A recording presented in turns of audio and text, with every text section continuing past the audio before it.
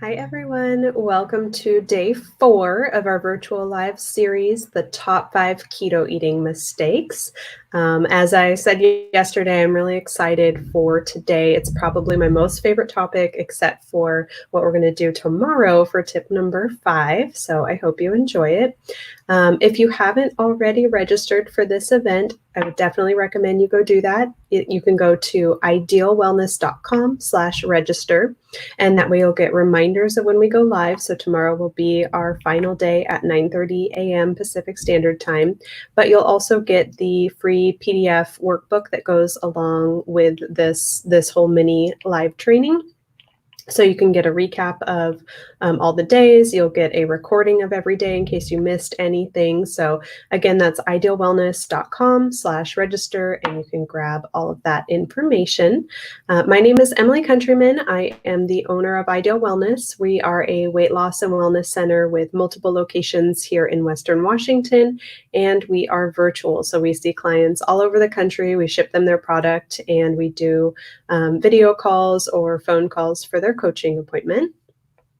So today, before I dig into today's topic, I just want to recap the last couple of days, and I wanted to find out if anyone has done yesterday's tip and changed that mistake around of not meal planning and not meal journaling. So if you've done that, let me know. Either give this video a like or you can drop a comment. And I also wanted to remind you that anyone that does their meal plan, does their meal journal, and you don't have to be on our program or be one of our clients, take a photo, tag us on Facebook or Instagram, and we're Ideal Wellness WA for Washington. And one person is going to win a $25 Ideal Wellness gift card, and we can ship you any of the products that we carry. We also carry a lot of just keto-friendly products. So even if you're doing a DIY program, you can grab some of those items. So today our topic is not understanding the glycemic index or eating items that are too high on the glycemic index. So if you're wondering, what the heck are you talking about? I just thought keto was about the macros, the fats, the carbs, and the protein. That's partially true. But when you eat foods that are too high on the glycemic index, or it's also known as GI, that can spike your blood sugar. So that is a rating, the glycemic index, between, I don't know anything 0, but 1 to 100.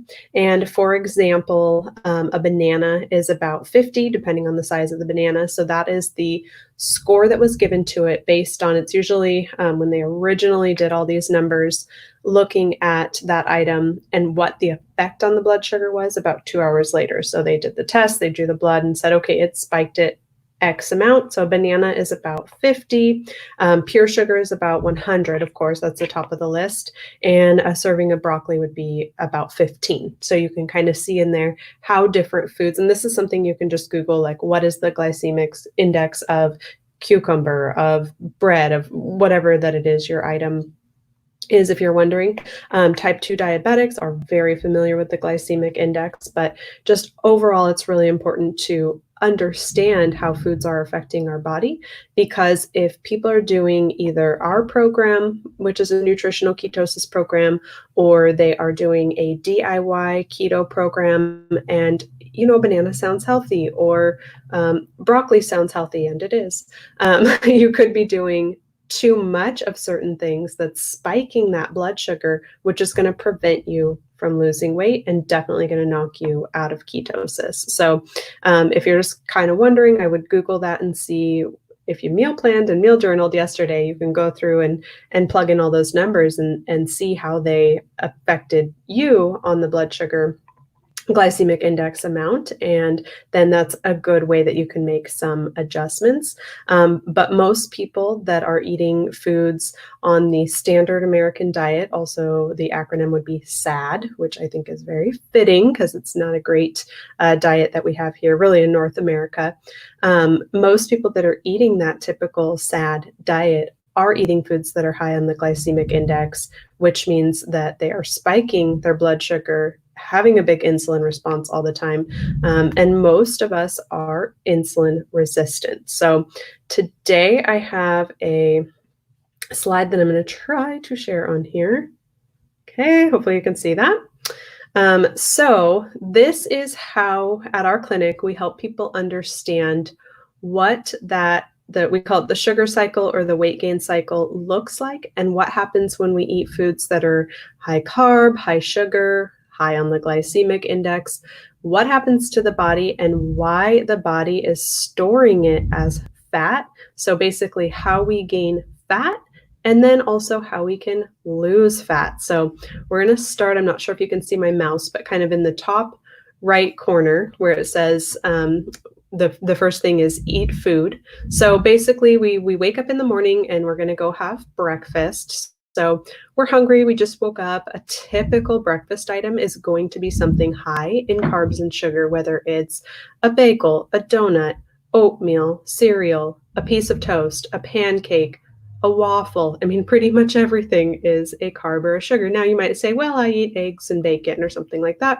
That's fantastic. This cycle will kick in for you later in the day, potentially when you have the chips or the crackers or the cookies or the sugary drink or anything like that. So for this purpose, let's say we had a bowl of cereal. Okay, so we start in the morning, we have a bowl of cereal. That's going to be pretty high in the glycemic index, so our blood sugar rises, which in turn tells the pancreas that it needs to produce some insulin so that we can lower that blood sugar level. Because when the body sees high blood sugar, that's a danger sign, that's a warning sign that it needs to lower it, because the body does not function well with high blood sugar levels. So the body says, okay, we've raised our blood sugar a little bit. We need some insulin to be produced so that we can lower that blood sugar amount. However, most of us, again, because we're eating that standard American diet, the SAD diet, we are insulin resistant. So basically what that means is that we have had so much sugar over time. If you don't know, we went from about 5 pounds of sugar 100 years or so ago that we consumed per year. Now the standard North American eats 150 to 200 pounds of sugar a year. We do a workshop in our clinic when we're open physically before everything was virtual.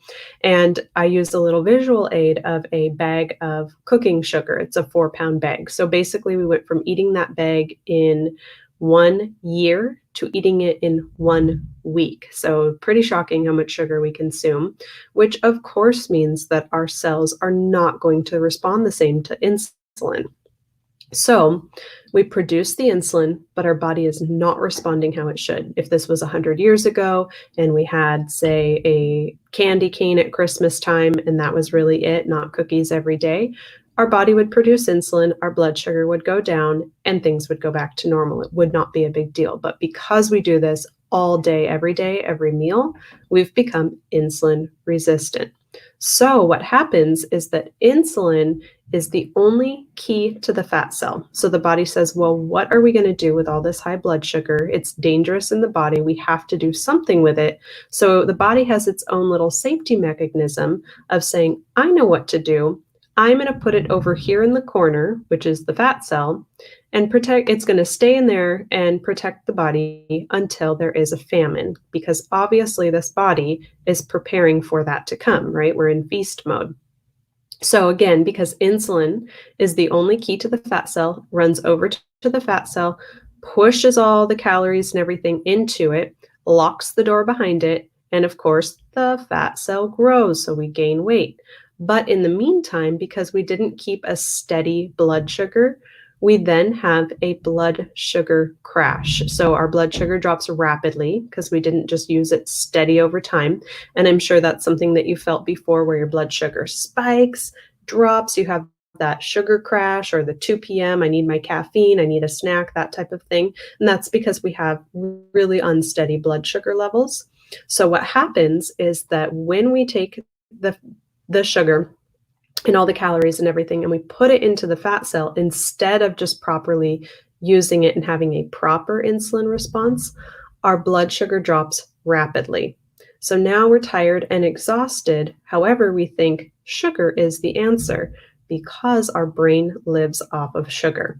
So the brain says, uh-oh, what have you done? You need more sugar. So then the cycle repeats itself. And this is a cycle, and it is a sugar addiction. Really, we are all addicted to sugar, and it is hard to break. So basically the body says, or the brain says, okay, you need to have some more sugar because clearly you're exhausted at the moment. So what do we reach for? The crackers, the cookies, anything in the break room, the sugary energy drink, all of those things. And the cycle continues and it continues and it continues. So if you have ever tried to cut sugar before, this is why it is difficult, because the minute you do and the body starts to deplete that blood sugar store in the body, the brain is saying, what are you doing? Give me the sugar back. I need more sugar. The great news is that after a few days, when you've stopped doing that, your body can definitely adapt. And that is ketosis that we've been talking about every day here, the keto diet. And that is when your body will start to use ketones to fuel everything instead of sugar. So it's a very effective way to burn fat, to lose fat. And I'm going to take the screen down. Okay, so hopefully that made sense. If you have any questions on how the weight gain process and how that what we call the sugar cycle works, pop them in the comments. Let me know. I'm happy to answer those. It would probably do you well to re-watch that. It's a little bit, I tried to make it as user-friendly as possible. That's something that we work on with our clients all the time, but it will probably take a little while to really grasp that concept. But basically the gist is the more sugar and carbs and things high on the glycemic index that we are consuming, the worse off it is for our body, and the stronger and stronger and stronger that insulin sensitivity and that insulin resistance gets in our body. So the great news is you can rewind it. You can get your body functioning normally again. When that cycle is happening over and over, that's why somebody would go to their physician and say, I'm not feeling well. And they would say, well, you're pre-diabetic. If you changed nothing in your diet and that cycle continues, it just gets worse. And the body says, you need more insulin. You need more insulin. So therefore they go back to their physician, say 6 months later, they say, yep, your blood sugar is still too high. Now you're on metformin. The cycle continues. The cycle continues. If nothing changes with the diet, go back to the physician 6 months later and they say, well, now you need insulin injections. Now you're full-blown type 2 diabetic. But in that meantime of, say, that first 6 months and the second 6 months, so in the last year, that person has probably gained 30, 50, 80 pounds because that sugar cycle and insulin is the weight gain cycle. They go hand in hand because it's storing fat. So again, hopefully that made sense. I know it was a little bit of a complex topic, but if you have any questions, pop them in the comments. I'm happy to go over it. We can go in more detail on it tomorrow. But tomorrow is day 5 of our mini series. I'm really excited for tomorrow. I saved the best topic for last. So I can't wait to share that with all of you. It's probably the number one mistake that I see people making, wanting to lose weight and doing keto. And it is the best one that you can quickly change and start losing weight again on doing a keto diet. And remember, if you have not registered yet, you can go to idealwellness.com/register. And that way you can grab the PDF workbook that goes with this whole mini series training, and you'll get all of the recordings of this. So if you missed a day or you want to rewatch like today's topic, you will have access to all of that. So hop on over there and do that. And if you do your meal plan or meal journal and tag us, somebody's going to win a $25 gift card tomorrow. So thank you everyone so much for joining, and I look forward to seeing you on tomorrow's day 5 of keto eating mistakes. Bye.